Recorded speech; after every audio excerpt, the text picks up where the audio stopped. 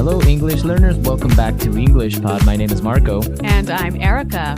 And we're bringing you another great elementary lesson today, one that takes place at the office. Yes, today we're going to teach you some great phrases so that you can ask people to help you. Right, and I think this dialogue is with a new person at the office. So when you're new, you always need to ask people for favors. Exactly. Okay. Yeah. So we're going to be asking for a favor. So Marco, what exactly is a favor? Something that a person does for you. Like a small helpful thing. Yeah, a small helpful thing. So, like, can you pass me that pencil? Maybe that's even a favor. Yeah, or maybe, can you pick me up on your way to work? Yeah, that's a favor. Or even lending money Yep. to your friend. Yeah. That's a favor. Yeah, So that's what we're going to be talking about, favors and how to ask for one. because you always have to do this at work. At work, with your friends, with your family. So let's listen to the dialogue and then we'll come back and explain all the vocabulary.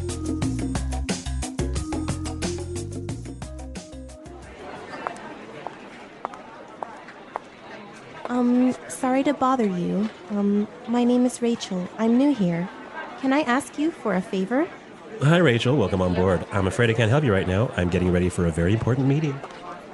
Excuse me, but can I bother you for a second? You know what? I'd love to help you, but I'm about to meet an important client. Do you want to ask Sean instead? He sits right over there.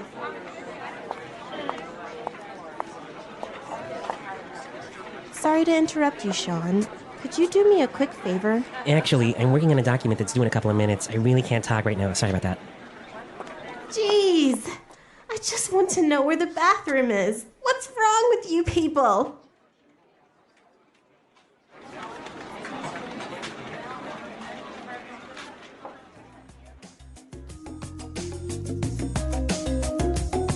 So a pretty busy office. Pretty unhelpful colleagues. I know, everyone's so busy they didn't help this know. poor girl. Yeah, I hope she found the bathroom.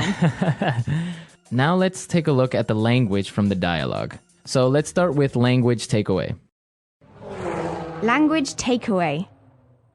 There's some great language in this dialogue, wasn't there? Yeah, a lot of interesting phrases and words. The first one that I saw that was really interesting is on board. On board. Welcome on board.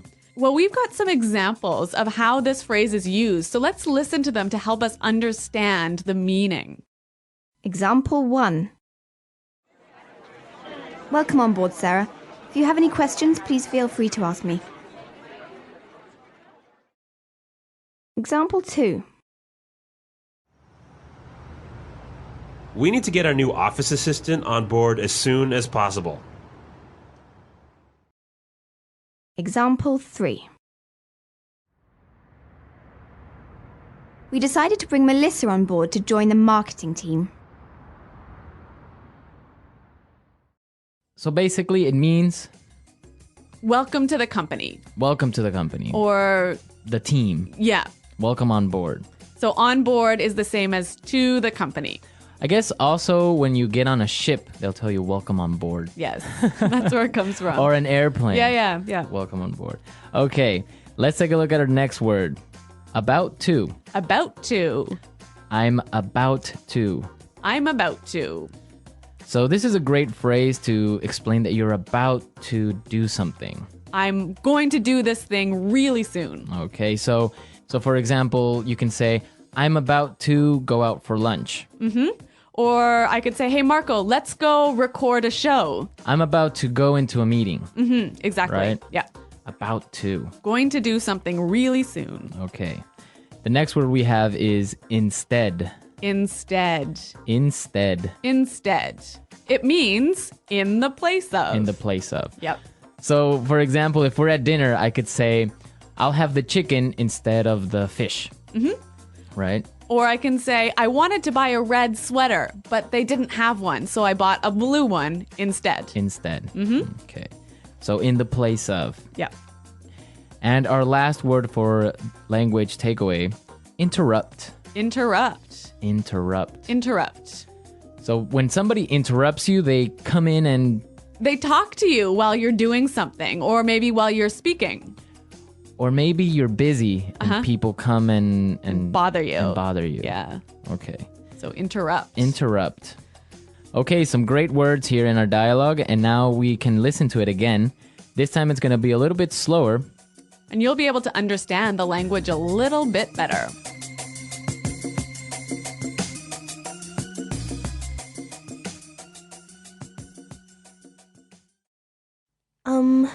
Sorry to bother you. My name is Rachel. I'm new here.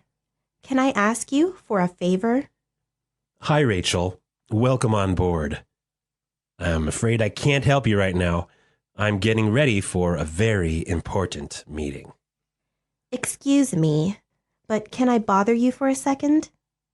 You know what? I'd love to help you, but I'm about to meet an important client. Do you want to try Sean instead? He sits right over there. Sorry to interrupt you, Sean. Could you do me a quick favor? Actually, I'm working on a document that is due in a couple of minutes. I really can't talk to you right now. Sorry about that. Jeez. I just want to know where the bathroom is. What's wrong with you people? Okay, so there are some great ways that you can ask someone for a favor, right? Yeah, we want to show you some really useful phrases for asking for help. So let's start with putting it together. Putting it together. Let's listen to some different ways of how you can ask someone for a favor. Example 1. May I get you to do me a favor? Can you carry this package in your suitcase for me? Example 2. Can I ask you a favor? Can you just finish this report for me? Example 3. Will you do me a favor and pass me that file? Okay, so those were great examples of asking for a favor. Yeah. In our dialogue, we heard, "Can I ask you a favor?" But we could also say, can I get you to do me a favor? Right. Can I get you to do me a favor? Also, I could say, "Will you do me a favor?" Will you do me a favor? Right. So those are different ways of asking for a favor. Let's say you want to ask someone for a favor, right? Mm-hmm. But they're busy. Right? So you'll need some phrases to help you do this. Exactly. You need some phrases to interrupt somebody. Right? So let's listen to some examples of what phrases you can use to begin to talk to someone. Yeah, to interrupt them. Okay. I hate to bother you, but... I'm sorry to bother you, but...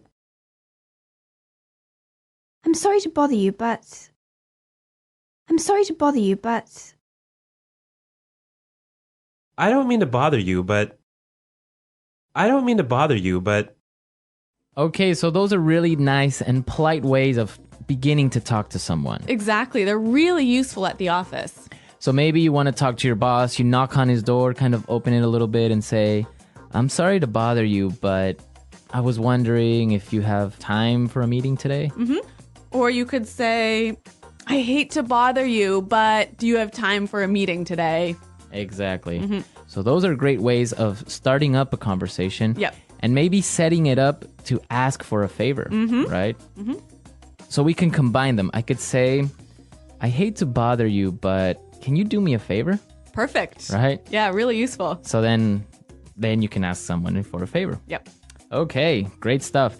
So I guess we can listen to our dialogue again. Yeah, let's listen to our dialogue for the third time. And this time, I'm sure you'll understand it a lot better.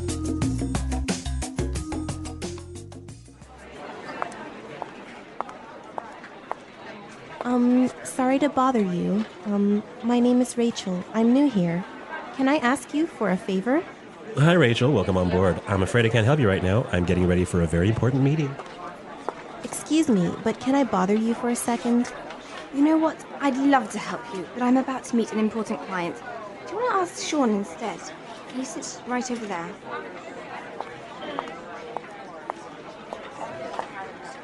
Sorry to interrupt you, Sean.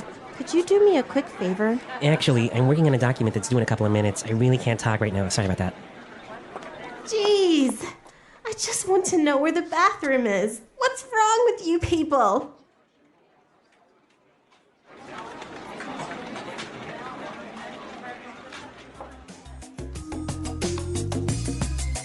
It was a cold winter night when Pete and his wife Carla arrived at the old house.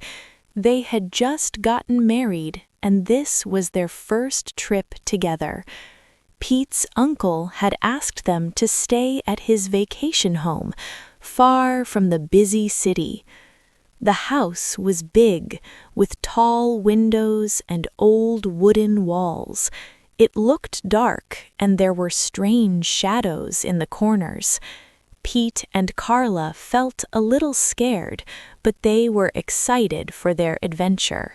Pete's uncle, who lived nearby, gave them a quick look around. He said, "This house is old, but it's very special.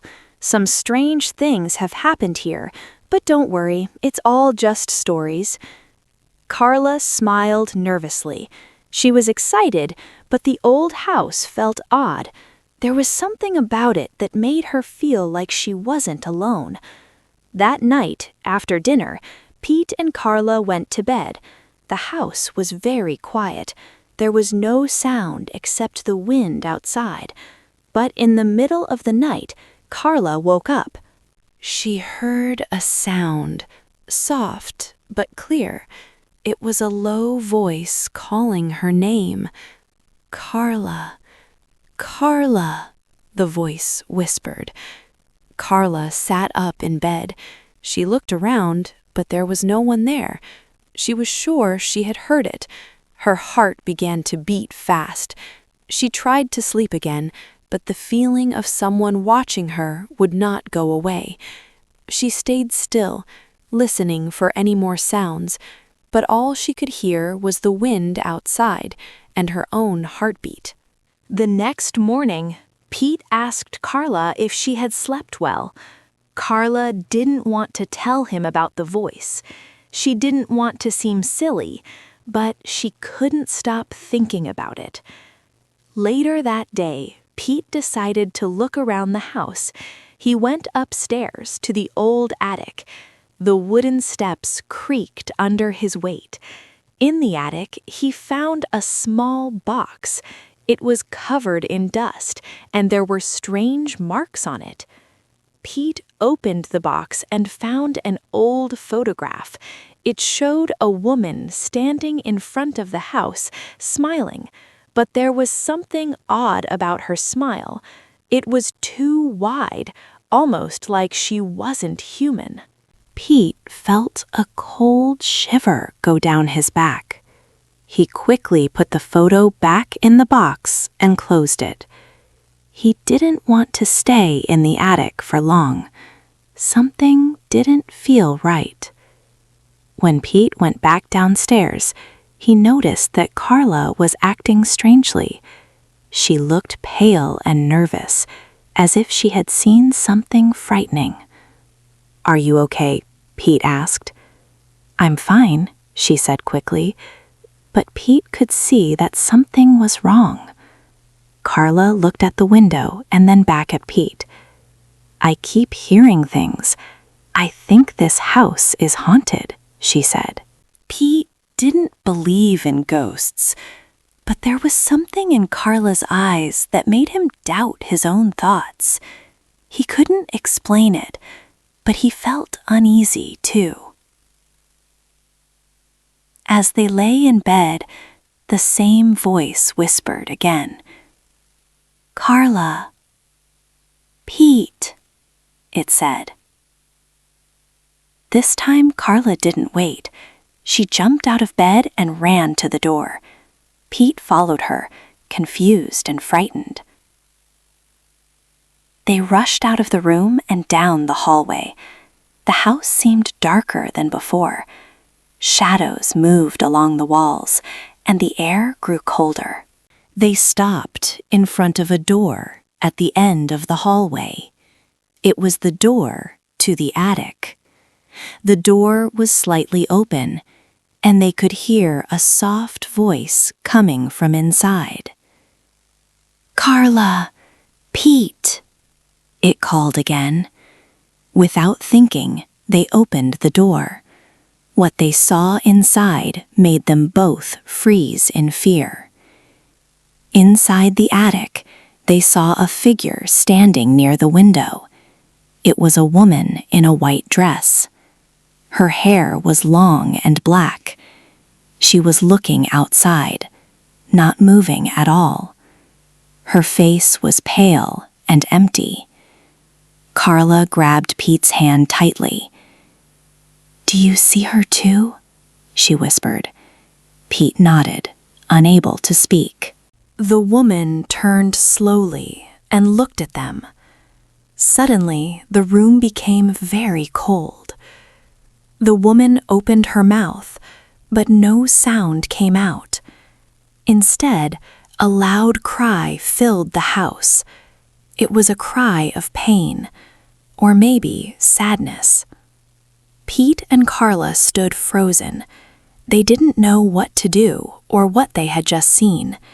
They ran back downstairs, locking the attic door behind them. Both were shaking, trying to understand what had just happened. Later that day, Pete visited his uncle to ask about the woman. "Do you know anything about a ghost in the attic?" he asked. Pete's uncle looked surprised. Then he said slowly, "There is an old story. A long time ago, a woman lived here. She was waiting for her husband to return from America, but he never came back. People say she died of a broken heart right in this house. Since then, some people have seen her ghost. She looks out the window, still waiting." Pete was shocked. "Why didn't you tell us before?" he asked. "I didn't think it was real, but maybe it is," said the uncle. They didn't hear the voice again, but they couldn't sleep well. The house felt different now, not dangerous, but full of sadness. They knew they had seen something real, something that could not be explained. The next morning, Carla looked out the attic window. She wondered if the ghost was still there, watching. The trees outside moved gently in the wind, and the snow was falling slowly and quietly. Pete came up beside her. "Do you want to leave this place?" Pete asked. Carla thought for a moment. "No, I want to help her," she said. She felt a strong connection to the woman. It was as if the ghost was asking for help. They decided to learn more about the woman in the photograph. They wanted to understand her pain. They searched the house for more clues. In an old drawer, they found a small diary. It was dusty and old, with pages turning yellow. Carla opened it carefully and began to read. The diary belonged to the woman in the photo. Her name was Catherine, and she had lived in the house many years ago. She had written about her husband, Walter. Walter had gone to America for work. He had promised to return soon, but he never came back. Catherine waited for months, then years. She wrote about her sadness, her hope, and her loneliness. "I still wait by the window every day," one line read. Carla's eyes filled with tears. She was heartbroken. "She waited her whole life," Carla whispered. Pete held the diary tightly. "Maybe that's why her spirit can't leave," he said. Later, they spoke to Pete's uncle again. He looked surprised when they showed him the diary. "I remember stories about Catherine," he said. "She was very quiet after Walter left. Some people said they saw her ghost in the attic window, always waiting, always watching." Pete and Carla went to the local library. They searched old newspapers and records. They found a photo of Walter. He was handsome, with kind eyes. An old article said Walter's ship had sunk, but his body was never found. Maybe Catherine never believed he died. Maybe she kept hoping he would come back. They returned to the house before sunset. The wind was stronger, and the air felt heavy. They made a plan to help Catherine find peace. Maybe if they gave her a message, she would go. That night, they went back to the attic. Carla held the diary, and Pete lit a candle. They stood in the middle of the room. Carla said softly, "Catherine, we know your story. We are sorry for your pain, but you are not alone anymore. We are here with you. Walter loved you. He would not want you to suffer. We believe he is at peace now. You can rest too." The room grew cold again. A soft wind passed through the attic, though the windows were closed. Then Catherine appeared again. She looked at them with sad eyes. She did not speak, but she held out her hand. Carla stepped closer and placed the diary into it. Catherine looked down at the book, and a single tear fell from her eye. She held the diary to her chest, her eyes closing slowly. Then, slowly, she began to fade. The room warmed again, and night returned. Pete and Carla stood in silence. They knew she was gone now. They felt a peace in the house they hadn't felt before. The shadows were gone. The next morning, the house felt different. It was brighter, and the air was calm. Pete and Carla walked through the rooms and felt safe. The feeling of being watched was gone. In the attic, the photo was still there, but now Catherine's smile looked softer, more human. They knew the house would never be the same again. It was no longer haunted. They smiled at each other. The ghost had found her peace. Pete and Carla stayed 2 more days in the house. The nights were calm, and no voices came. They still lit a candle in the attic each night. It was their way of saying thank you to Catherine. Carla sometimes sat by the window where Catherine once waited. She thought about how deep love could be. Catherine had waited for years, even after death. That kind of love was beautiful and sad. On the 3rd morning, they packed their bags. Pete stood in the hallway, looking at the attic door. "It feels like she's really gone," Pete said. Carla nodded. "I feel it too," she replied softly. They cleaned the house and closed the windows. Everything felt peaceful, like the house was finally resting. Before they left, Carla placed a flower on the attic stairs for Catherine. "Goodbye," she whispered. Pete took one last look at the living room. The shadows were gone, and the air felt warm. They walked to their car. The road was quiet as they drove away. Carla looked back at the house. For the first time, it looked like a home. They drove for hours before stopping at a small coffee shop. They needed time to rest. Inside, they sat near a fire. Carla held Pete's hand tightly. "Do you think there are more ghosts like her?" Carla asked. "Maybe people who wait too long with hearts full of love? But perhaps they just need someone to listen, someone to help them let go," Pete said. He reached into his bag and took out the diary. "I brought it with me.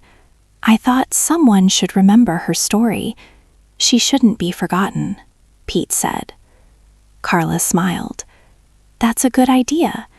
Maybe we can write her story one day," she said. As they talked, an old man entered the shop. He had a thick coat and a tired face. He looked at Carla for a long time, then at the diary in Pete's hand. "That book, I've seen it before," the man said slowly. Carla was surprised. "Do you know Catherine?" Carla asked. The old man sat down and said, I knew her a long time ago, when I was a child. She lived there. My mother worked at the house. She used to sit at the window every day. She told me about her husband. Carla listened closely. What happened to Walter? She asked. The man shook his head and said, no one really knew, but some say he returned many years later. He was sick and old. He came back to find her, but she had already died. He cried at her grave for hours. Then he disappeared again. Pete and Carla sat quietly, their hearts feeling heavy. She never knew he came back, Carla whispered. Maybe now she does. Maybe she can finally rest, Pete said. They thanked the man and left the coffee shop. They drove home slowly. When they reached their apartment, Carla put the diary on a shelf. It would stay there as a memory. Sometimes at night, she would open the book and read a few pages. She felt close to Catherine that way. Pete would sit beside her and they would talk about the house, about love, about waiting, and about letting go. The house was still there, but it was quiet now. The spirit was gone. Only the love remained. And in their hearts, the story would never end.